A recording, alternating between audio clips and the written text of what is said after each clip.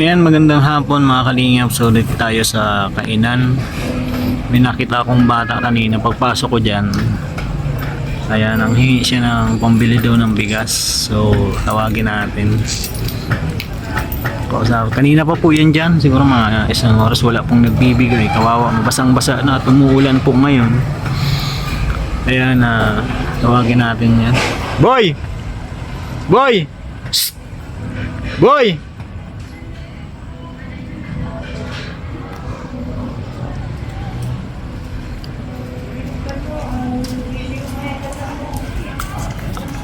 Taga saan ka? Kakao. Ha? Kakao. Sa likod ko yun. Ba't ka nang hingi? Wala. Laptop. Wala kayong pangkain? Ano pangalan mo? Alexis. Wala kang tatay? Wala na. Wala na. Nanghingi ka ng bigas sa akin kanina. Ito, may bigas ako dito. Dali, kunin mo.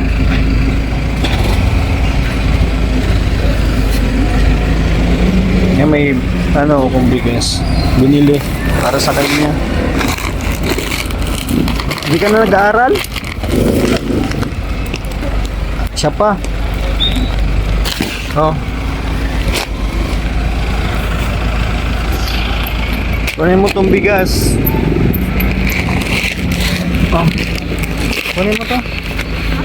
Kunin mo. Ayaw mo ng bigas? Gusto mo pera? Wala. Kunin mo na to. Tapos umuwi ka na. Nag-aaral ka pa? Anong grade mo na? Hawakan mo. Ay, ako naman. Diyan mo muna habang nagkwento tayo. Grade 3? Ilang taong ka na? 10. Eh, basang-basa ka na baga. Kanina ka pa dyan? Ilang oras ka na dyan? Nasa wala po. Tinan mo yung kamay mo, kulubot na sa basa. May nagbigay na sa'yo 10 piso? 20. 20. Basang-basa ka na, tinan mo yung paa mo, Malapit lang bahay mo dito, di ba? Uuwiin mo na to. Magkano ka sa loob ng isang araw pag naghihingi ka dyan? 100. 100. Ibigyan kita ng 200, mag-uwi ka na, tapos din itong bigas. Ano ulit pangalan mo? Alexis po. Alexis. Ha? Ba't yung papa mo nasaan na? Patay na po. Ilang kayo magkakapatid? Anin. Nanay mo? Sa bahay. Galaga po. Sino naghahanap buhay sa inyo? Si mama po. Naalis po niya. Paggabi po. Wala na po. Naalis paggabi?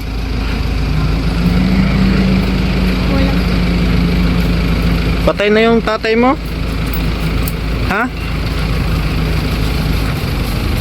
Ay mo. Nalaglag po. Bakit po ulo? Nabagok yung ulo ng papa mo. Namatay. Baga po sa upuan. Baga po na patay. Dito ka. Dito sa kabila, ano ka dyan?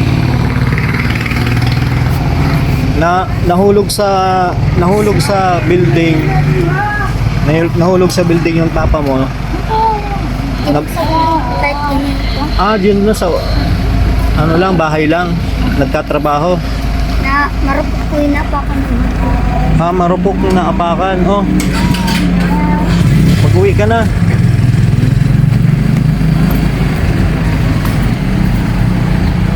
Ayan. Pang ilang kang anak? Pangatlo po. May dalawa po sa akin. Yung babae. Maliliit pa yon. Grabe, namatay yung tatay mo dahil nahulog sa pag-construction. Kailan yon? Tagal po. Mga ilang taong ka? Mga 6 pa lang po. 6. Tapos 4 na taon, wala. Yung mama mo wala mang asawa, iba? Wala na nagtatrabaho lang. para lang po meron po. Para po yung paasawa ko lang baga. Sabi lang po ay.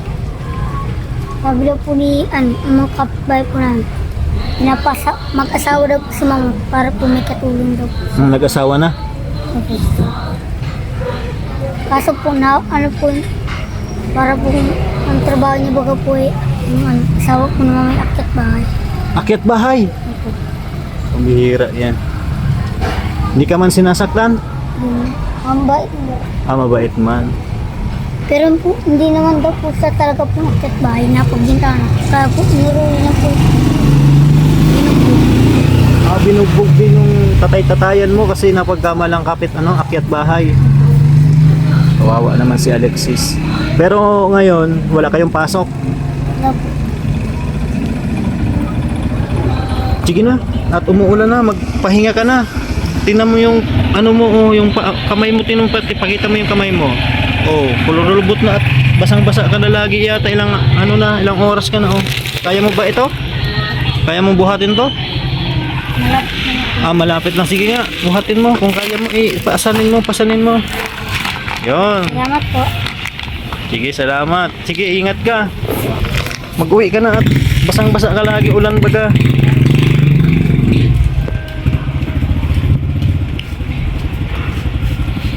Yan, kawawa man mga kalingap.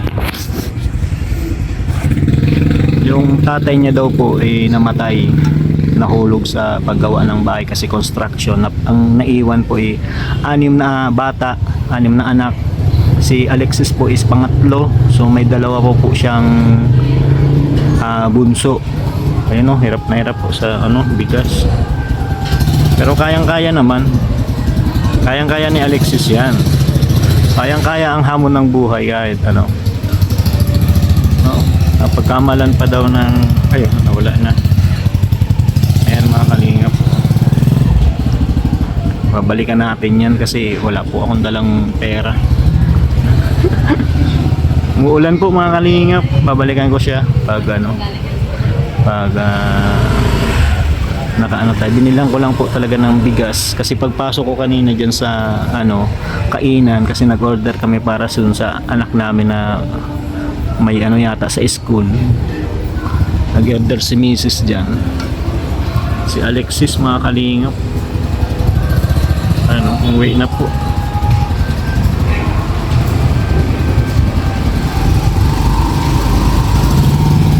Grabe ang kawawa man ng bata, nagtatrabaho para sa kanilang pamilya. Sunod po, punta natin yung bahay ni Alexis mga kalingap. Kung tingnan natin kung kasi yung tatay-tatayan niya daw po ay nabugbog dahil akyat bahay. Napagkamalang akyat bahay mga kalingap. So ang bahay niya lang, Kakawa lang, malapit lang po yan dito. Nantay ko lang kasi si Mrs. kasi kaya yung order namin, naantay ko lang kasi nakita ko yan pagpasok ko. Nang hingi agad sa akin sabi niya, kuya, pahingi po ako ng pambili ng bigas. Kaya ayaw ko sanang bigyan ng pera. Kasi nga, syempre, alam mo, mga bata. Pero nakikita ko sa kanya na nagsasabi siya ng totoo yung mukha niya kasi parang hindi siya man yung ganung talaga na mga literal na mga yung pinabayaan ng magulang. Diba? Hindi siya yung parang gano'n na nakikita ko sa kanya na parang yung mga mata niya ay nagsasabi siya ng totoo. Kasi nakikita mo naman sa bata yung kung ano yung reaction niya. Tuwan-tuwa po siya, para siyang nabunutan ng tinik. Makakaraos sila ng ilang araw. Kaya maraming salamat po sa inyong lahat mga kalingap. Ayan, God bless po. Siyempre salamat sa panonood. Huwag nyo na pong i-skip ang ads. So gusto pong tumulong para kay Alexis. Ayan, konting konting pambigas lang sa kanila. Ayan natin, puntahan natin yung mga grocery. Puntahan natin yung bahay nila. Hanapin natin yung kasi sa likod daw sila ng Kakawa. Ayan hirap na hirap siya sa bigas. Diyan lang po yan sa mga pagkabilang kanto. Itong highway, tas kabilang kalsada. Salamat po ng marami. God bless. Bye bye.